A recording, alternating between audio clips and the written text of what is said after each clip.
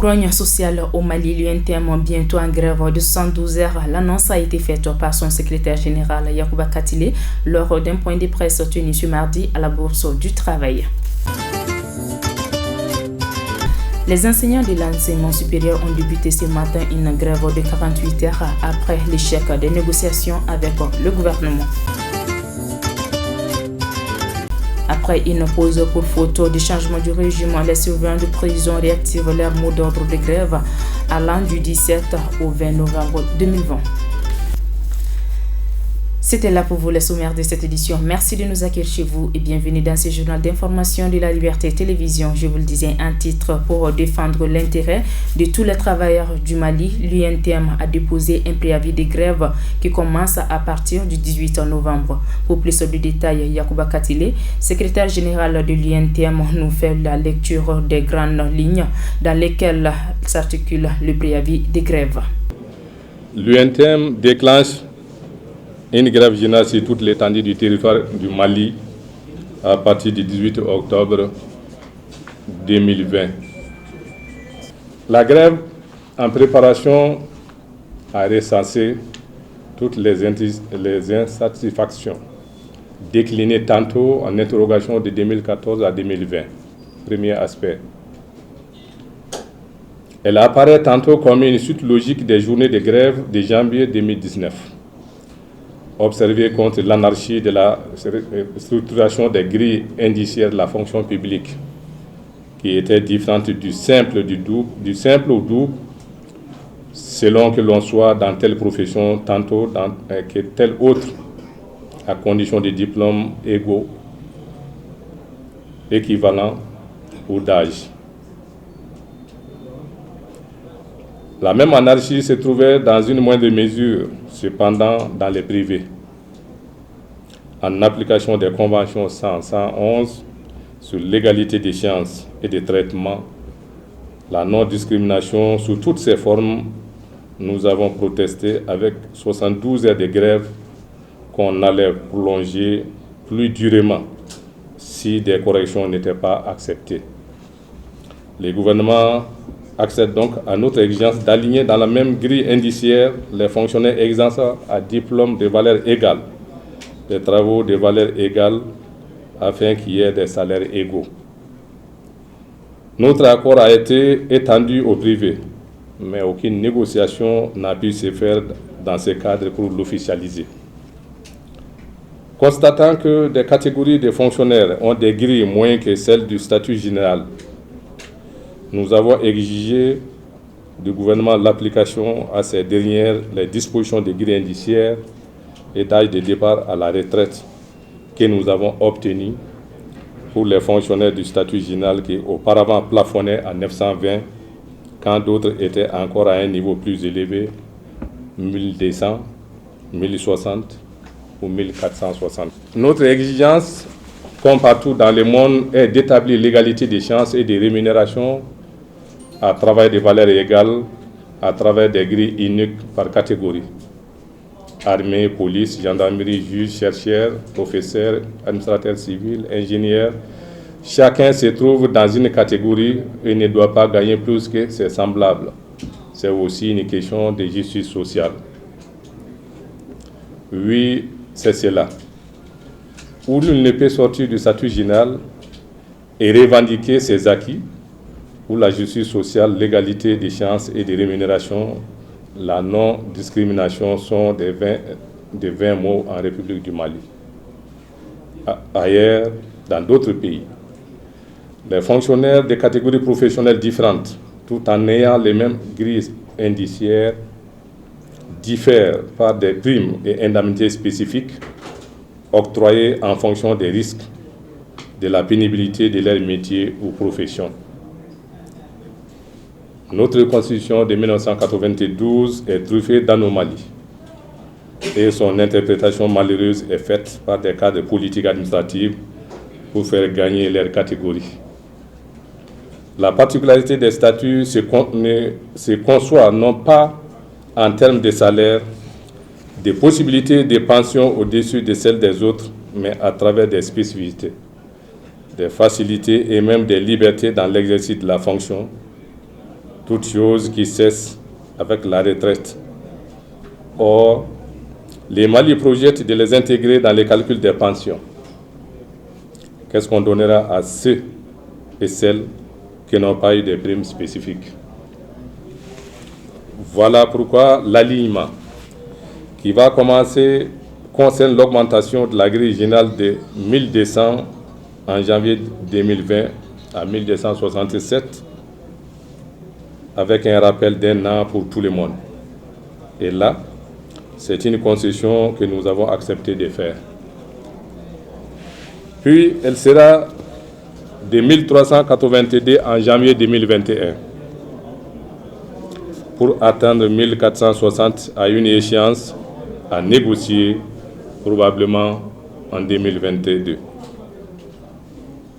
Quand à tous les niveaux, les fonctionnaires seront égaux, alors qu'on peut envisager des systèmes d'avancement plus justes, plus organisés.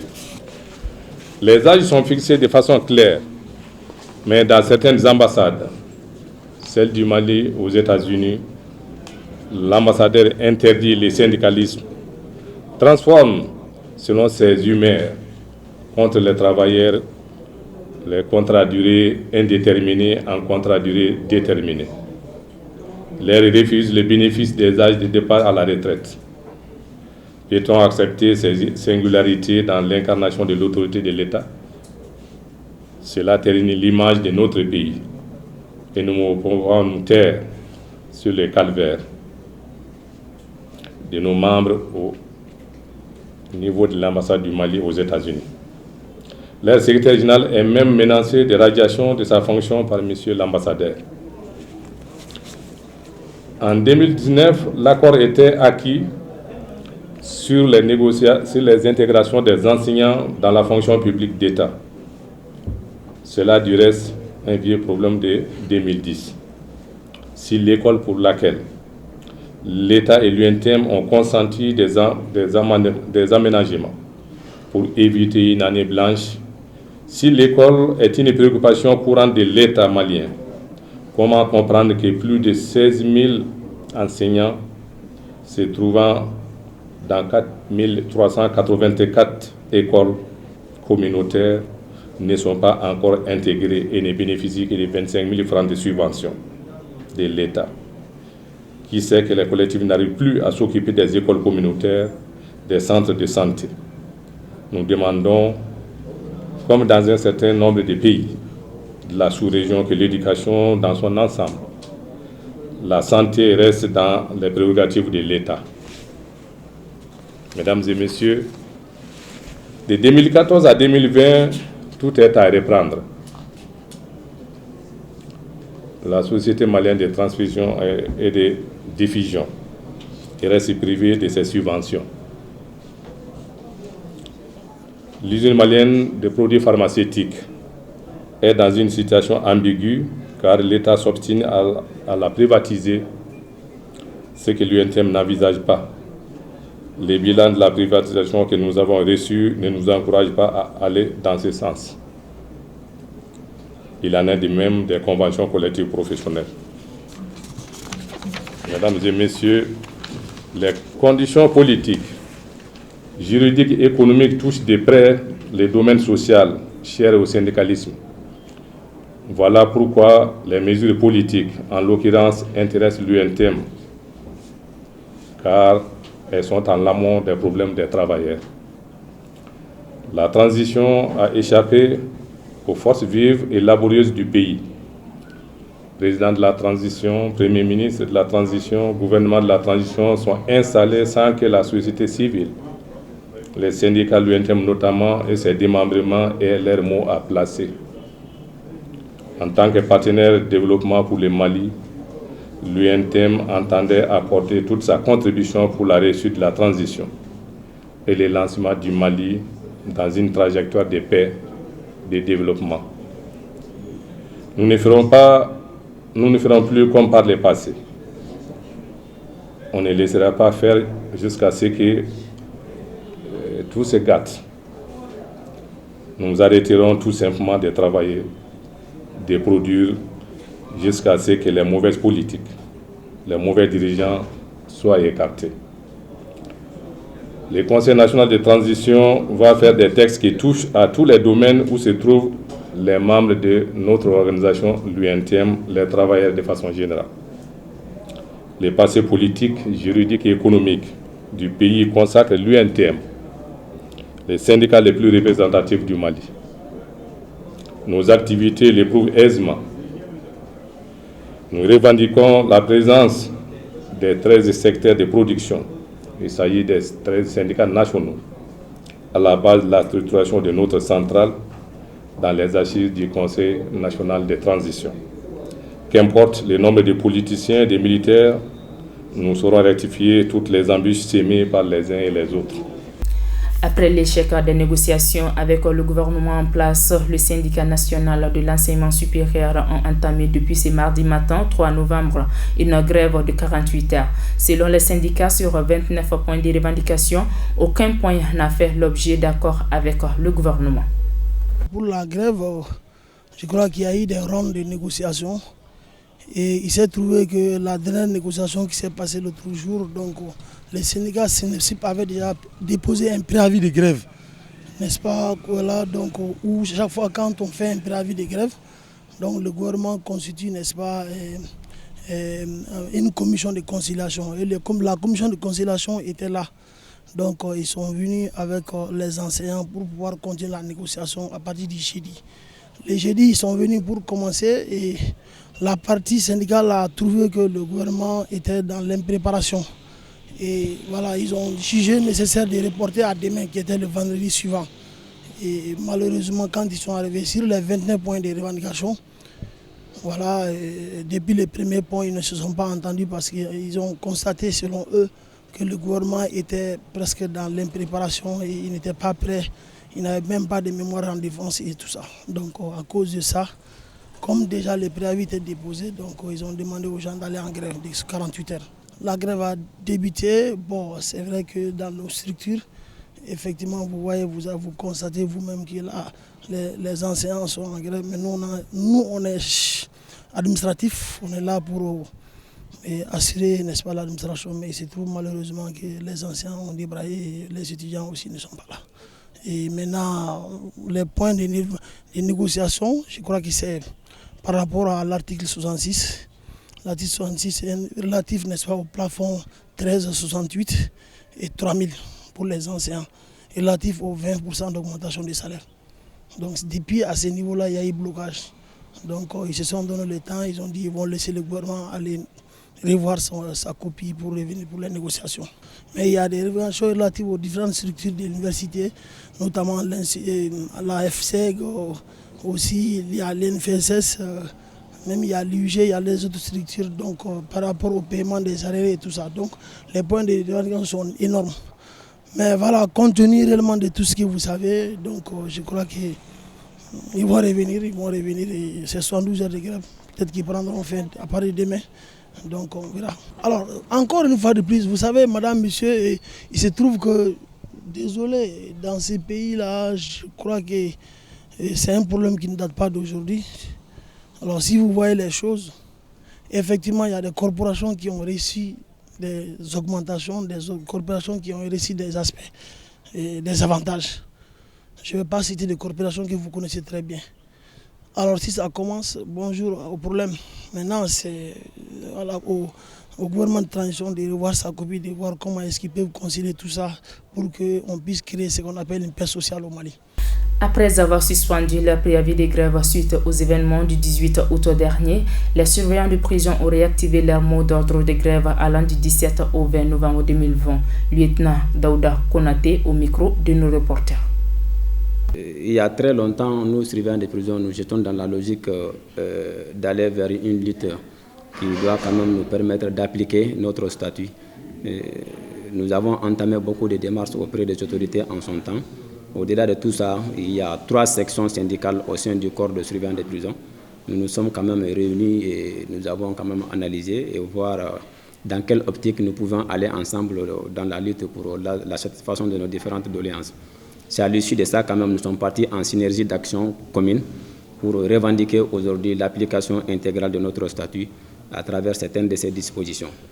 C'est à l'issue de ça, quand même, au sein de la synergie, nous avions déposé un premier préavis de grève qui date du 17 août 2020. Et à la suite des choses, les 18, les événements quand même qui ont survenu en République du Mali ont renversé le pouvoir de l'ancien président de la République, Ibrahim Boubacar Keïta. Donc, quelques jours après, c'est-à-dire le 31 août 2020, nous avons quand même tenu une réunion d'urgence qui nous a permis quand même d'aller vers la suspension de ces préavis de grève, compte tenu de la situation en son temps, sans pression et puis ni interpellation de part et d'autre. Donc, nous avons quand même suspendu ces préavis de grève et quand même attendre la mise en place des organes de transition. Quand le gouvernement de la transition quand même a été mis sur place, nous avons tenu quand même une réunion encore pour voir ce qui est possible de faire. Et juste après la nomination d'un ministre au niveau du ministère de la Justice, il nous a appelés, on est quand même parti échanger dans un cadre de prise de contact. Donc, nous avons quand même fait savoir aujourd'hui les préoccupations majeures aujourd'hui qui mènent le monde de surveillance des prisons. Donc, les échanges quand même ont été francs, sincères et puis beaucoup d'espoir.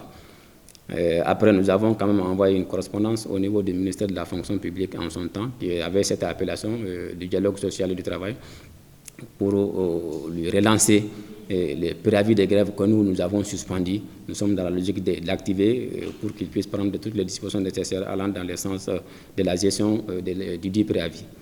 C'est à l'issue de tout ça, nous n'avons pas quand même reçu des réponses venant de ces différents départements. Donc, le comité stratégique de la synergie a décidé quand même d'activer les préavis suspendus à la date du 31 août 2020, dont la date aussi est du 2 novembre 2020. C'est une grève de 96 heures, c'est-à-dire qui commence le 17 novembre 2020, qui prend fin le 20 novembre 2020, si on n'a pas quand même eu satisfaction aux différentes doléances posées sur la table du gouvernement. Pour le moment, la lutte est focalisée à deux niveaux, mais nous sommes en train de quand même de gérer de façon stratégique et puis de façon séquentielle. On se bat d'abord pour l'amélioration des conditions de vie. Bon, quand on parvient quand même à avoir satisfaction à ce niveau, et la lutte sera également focalisée sur l'amélioration des conditions de travail. Donc, c'est des conditions de vie qu'on parle maintenant, notamment ces deux points de revendication constituent l'application de l'article 148 de notre statut qui dit que nous, surveillants des prisons, nous avons droit à une liste quand même des primes dans un décret et également une liste des primes, des indemnités aussi, c'est-à-dire des décrets relatifs aux primes et aux indemnités. Et également l'article 149 qui a été mis en œuvre aussi également à l'issue encore de la gestion d'un préavis que nous avons déposé aussi l'année dernière. Donc à ce niveau, bon, nous avons accepté les montants forfaitaires que le gouvernement en son temps quand même nous a proposé. Nous avons dit qu'il n'y a pas de problème si c'est la possibilité aujourd'hui de l'État. Nous sommes tous conscients de la situation dans laquelle nous vivons. Donc nous prenons ça, mais nous prenons acte également. Donc aujourd'hui, en République du Mali, l'État malien a octroyé un montant à toutes les forces armées et de sécurité relatives à l'indemnité de logement. Les montants varient de 50 000 à 100 000 francs. Mais en ce qui concerne les surveillants des prisons, ils nous ont octroyé un montant qui varie de 20 000 à 35 000 francs. Donc, de ce fait, nous avons demandé à ce que nous soyons alignés au même montant que les autres forces armées et de sécurité. Donc, c'est les deux points aujourd'hui qui constituent le préavis de grève déposé sur la table du gouvernement venant de la synergie des sections syndicales de surveillants des prisons. On ne peut pas s'inscrire dans cette logique, il faut qu'on aille d'abord à la conciliation. Donc, quand la commission de conciliation sera mise sur place, donc à l'issue de ça, maintenant, la partie syndicale saura quelle est la possibilité du gouvernement dans la gestion vraiment de ces préavis de grève. Mais à l'instant, on s'abstient quand même de dire que le gouvernement a la possibilité ou pas. Aujourd'hui, l'opinion nationale et internationale devrait comprendre par rapport à la grève des surveillants des prisons. C'est nous, c'est particulier, c'est un peu particulier. Quand les surveillants des prisons décident d'aller en grève, au contraire, nous renforçons le dispositif sécuritaire. Ce n'est pas comme les autres services classiques, quand tu es en grève, tu évacues le lieu. Non, ça, tel n'est pas notre cas. Mais il y a d'autres mesures spécifiques, peut-être qui va se faire sentir, qui va faire sentir au niveau de l'administration, mais que vraiment les gens comprennent que les dispositifs sécuritaires seront renforcés dans toutes les maisons d'arrêt en République du Mali. Inch'Allah, nous mettrons tout en œuvre pour qu'il n'y ait pas vraiment de failles par rapport à la sécurité au sein de nos maisons d'arrêt. Les représentants de l'administration, soit les représentants du gouvernement, peuvent quand même donner affirmation ou infirmation vraiment à cette question. Donc, je ne connais pas aujourd'hui le poids du portefeuille de l'État. Donc, nous, syndicalistes, nous demandons, nous réclamons. Donc, on quitte à l'État maintenant de nous faire savoir qu'aujourd'hui, nous sommes dans cette position. Et maintenant, la partie syndicale aussi va examiner les propositions aussi qui vont venir de la partie gouvernementale. Bon, syndicalement, je ne me prononce pas sur cette question. Seuls les représentants de l'État peuvent quand même se prononcer sur la question. Nous demandons à la partie gouvernementale vraiment d'analyser très objectivement ces deux points de revendication qui ne devraient même pas être des points de revendication, c'est juste un rappel à l'ordre constitutionnel. Nous demandons l'application des dispositions d'une loi. Quand une loi quand même est votée, son application est impérative. Donc ça doit pas encore plus faire l'objet d'une revendication particulière. Donc nous, surveillants des prisons, nous demandons juste qu'on soit traités au même titre que nos frères d'armes de la place. Nous ne demandons pas l'extravagance, nous ne demandons pas ce que les autres ne possèdent pas.